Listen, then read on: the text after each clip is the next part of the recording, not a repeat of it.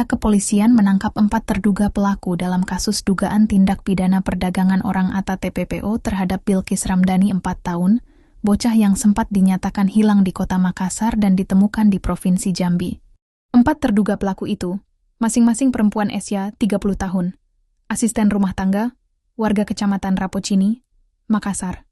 Perempuan NH 29 tahun, pengurus rumah tangga, warga Kartasura, Sukoharjo, Jawa Tengah.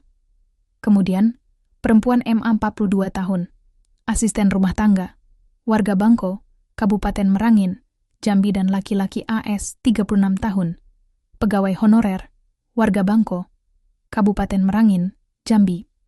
Kapolda Sulsel, Irjen Pol Juhandhani Raharjopuro, mengungkapkan kronologi lengkap pengungkapan kasus penculikan dan perdagangan anak di bawah umur yang sempat menghebohkan warga Makassar.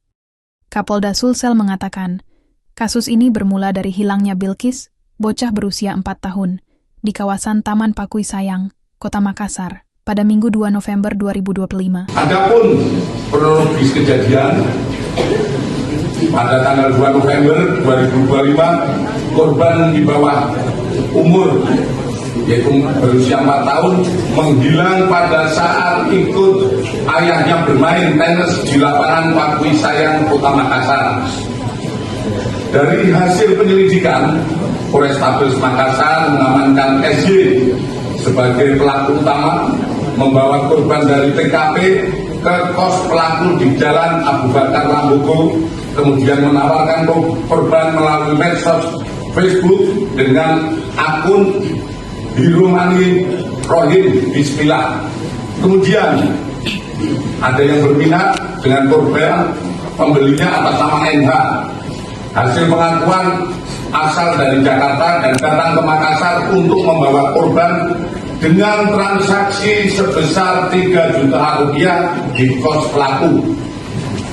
Kemudian korban dibawa NH ke Jambi, transit di Jakarta, dan menjual kepada AS dan MA, pengakuan NH sebagai keluarga di Jambi, sebesar 15 juta rupiah dengan dalih membantu keluarga yang 9 tahun belum punya anak.